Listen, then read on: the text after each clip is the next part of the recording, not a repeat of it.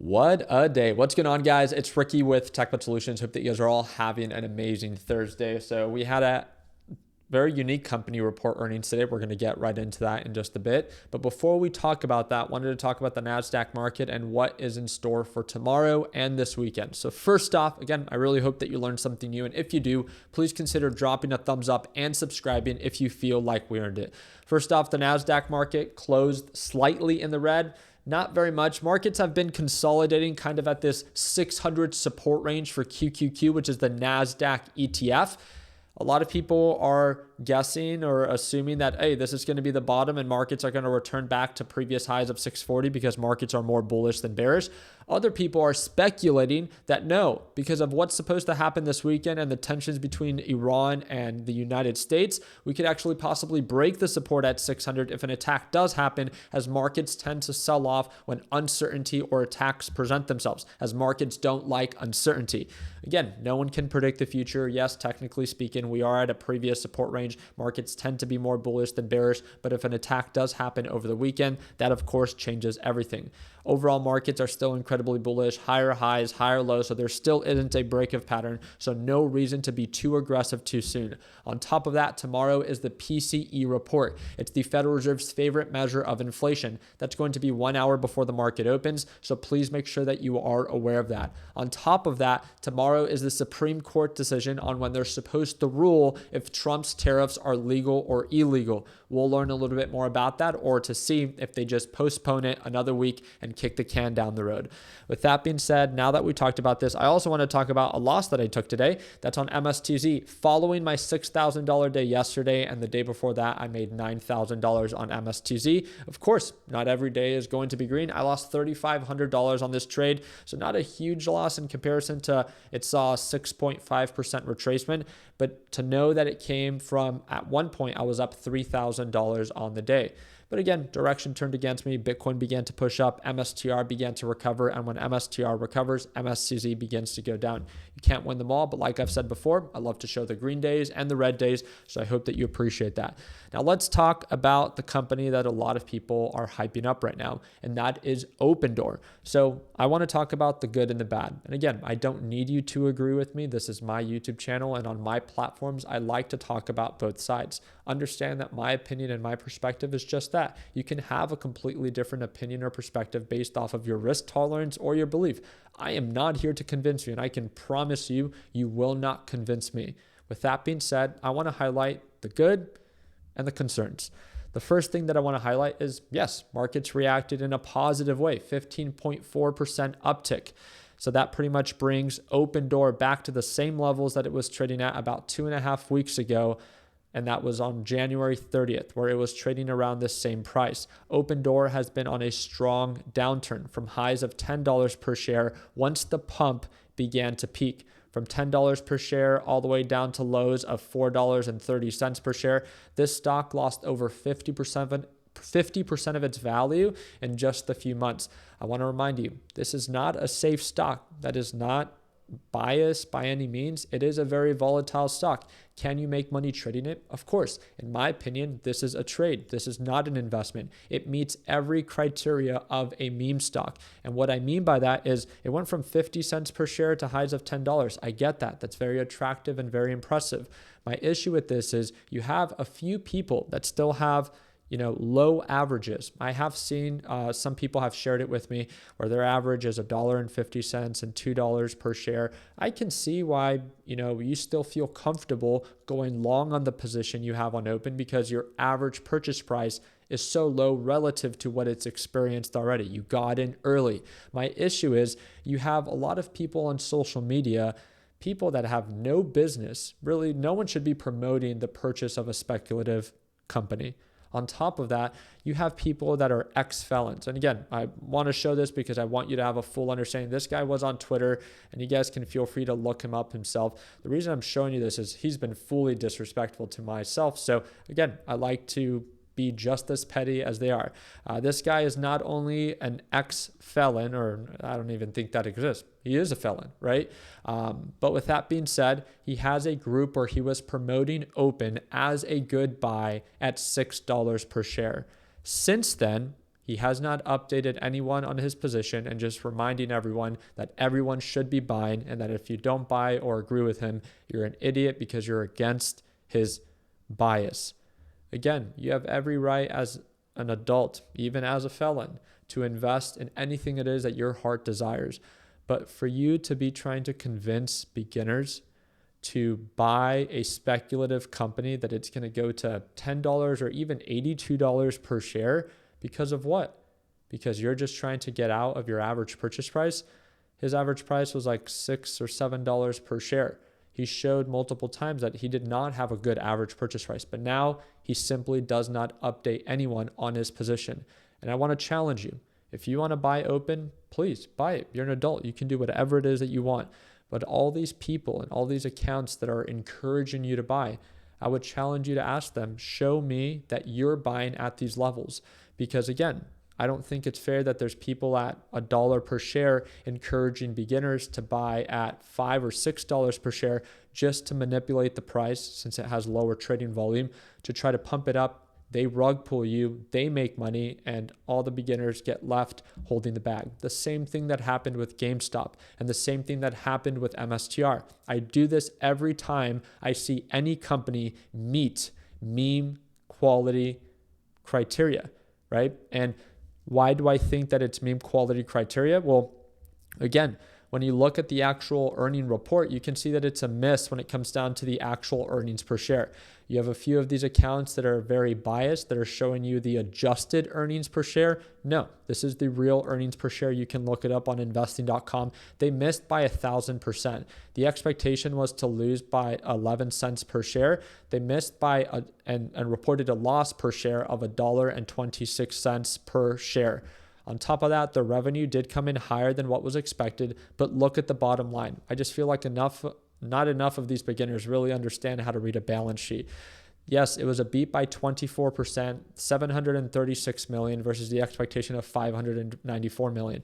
Again, Opendoor is selling their properties at a loss. They nearly reported a $1 billion loss. Like, this is the part that I just feel like really doesn't make sense. Every metric, EPS down 688% year over year, revenue down 32%, EPS down 950% quarter over quarter, revenue down 20% quarter over quarter. All the red flags, in my opinion, are there. This is a company that loses $300 million net a year. It has a negative PE ratio. If you look at the actual balance sheet, again, not an opinion, it's a fact. None of the actual revenue quarter after quarter has been showing signs of growth to support the price value, right? The price action. But the stock has been pumping for the past year. And it seems like a few people got caught up here and now they're just trying to get back to the break even. I just don't want a beginner to be part of that exit liquidity. If you want to buy it because it actually meets your criteria or you believe in the new management, again, you have every right to invest in any company that your heart desires, but do it in a way that you actually understand what you're getting yourself into, that you're not just buying because these felons are telling you on Twitter that it's going to go to $82 per share and all they're trying to do is get back to their average purchase price of like $6.50. Again, take time, analyze, look into the company, its fundamentals, and if it actually meets your criteria, I wish you nothing but the best. I would love to see Opendoor actually report good earnings. And this person said it very well. I actually don't know if he is pro-open or not, but it just seemed very level-headed. It says, Open Q4 earnings, massive bottom line miss. And again, something that not enough people are paying attention to. But the market is completely ignoring it. Shares are ripping 11% during the after hours to $5.20 at the time. Revenue, $736 million versus expectation of $594. Big beat, but still down 32% year over year. And that's not taking into consideration the huge losses that they are taking on all the units of homes that they are actually selling. A lot of people like to focus on, oh, this quarter they sold this many units. That's great. But it's not great when you're selling them for a loss. You can sell everything at a loss. But again, why does it matter to sell X amount of units per quarter if they're all reporting a loss? literally just doesn't make any sense. Earnings per share was $1.26 per share versus the expectation of 11 cents per share. Heavy miss. Why the after hours squeeze? It's all about the forward narrative, and I completely agree with this. Management planted their flag on reaching positive adjusted, keyword, adjusted net income by the end of 2026. Plus, Q1 2026 guidance points to improving unit economics. They expect to exit the quarter with the highest contribution margins since Q2 of 2024. Despite forecasting a 10% quarter-over-quarter revenue drop and low to mid 30 million adjusted EBITDA losses, investors are looking past the current burn and buying the structural rebuild. And I think that's fair. Like I said, you have every right to invest in any speculative company or new management that your heart desires. I've seen that they've built this army behind Open. And honestly, I don't think that this stock price would be trading at the price. I know it wouldn't if it weren't for you guys, in the sense of it seems like some of you are actually very passionate about Open. I can't hate that.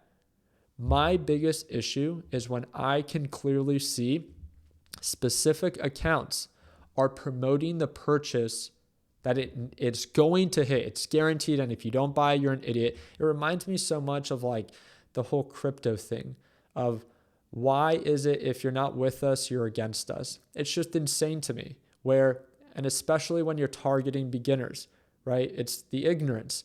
You're just promoting the hype and not taking into consideration any of the risk, where most of these accounts are trying to do is get out of the heavy loss that they've experienced in the past few months. Like you guys have seen, Open has taken a really hard hit. And the unfortunate part about this, and again, I can reassure you a handful of them are probably part of this. And I even wanted to show you, you could see it right on over here. At least this guy was kind of open and sharing his position, which it shows his overall position. You can kind of do the math. He supposedly has 1.6 million shares going long on Open. Market value is 8.3 million. And average price is $5.54. Not the best average. Cost basis 8.9 million. So it looks like he's down about 700,000. A 7% loss according to this unrealized P&L. When you take that into consideration and know right off the bat, like, yeah, they're celebrating this nice little uptick of, this isn't even a small uptick, right? This is a really big uptick, 15%. I want to acknowledge that. But it's not a big uptick if you've been bag holding from the highs of $10, $9, $8, $7, $6. When you get into these smaller digits, even if you got in at $6, right? $6.50. Let's highlight that. $6.50. You can see that even after this pump, you're still down 30%. For it to return back to the price that you previously bought at $6.50, you would need to see a 50% rally after the rally that you already saw today. But don't get me wrong. I know that when these meme stocks really get going, they're momentum plays, which is why I've made it the point, just like with crypto and just like with any hyped up momentum-based stock, it is all momentum. It is a trade. I never see it as an investment because of the rug pull. Just like GameStop, just like crypto, just like AMC, and in my opinion, it's the same thing for Opendoor. Please, if you believe in the restructure of this company and you really think that they're going to turn things around, even when you can clearly see that the housing market is not doing hot and there's only one expectation for a rate cut this year. But if you still believe the story and the new management, be my guest. Buy it. If you understand the downside risk and you know that it could go back to $1 or 50 cents per share, that they're burning through a bunch of capital, like ask these questions. And if you do your due diligence and you're fine with that, I wish you nothing but the best. Hopefully they really do begin to turn things around. Why would anyone want a company to fail when it's clearly putting in effort and trying to do better? I think that's fine. But I want to remind you, there's nothing special about wanting to do better. Every company wants to perform better. That doesn't yield the result of actually doing better. And that is my concern with Open, is they have a lot of you guys, this Opendoor army. And I want to say it again. I don't believe Open would even have the chance that it has today if it weren't for you guys. My thing is, all these pumps always tend to be short-lived, and it's just a bunch of beginners that often end up being the bag holders. In my opinion, you should never be afraid to take profits, especially in a speculative company that clearly quarter after quarter after quarter after quarter after quarter after quarter is not showing any actual signs of growth.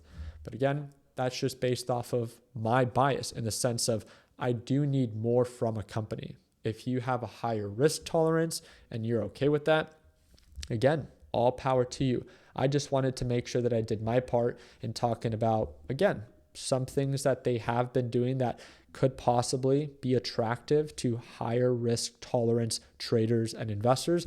But I also wanted to highlight the bad. I can't stand people like this guy where they feel like they have any ground. You can tell this guy is just, unfortunately, a loser in our society. He needs Open to continue to pump to get out in his break even. And he is willing, it shows that he has taken multiple trades. He's not even just a holder, as some of these accounts have been from $1.50 per share.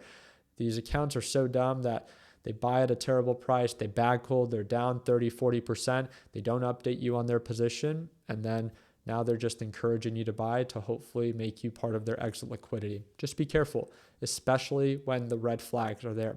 Buy any speculative company that your heart desires. Just understand you don't get access to super high potential reward without super vulnerable risk. And that's what, in my opinion, concerns me about Open. Nonetheless, wish you guys nothing but the best. I hope that it earned your thumbs up. And again, if you ever have any questions, feel free to comment down below.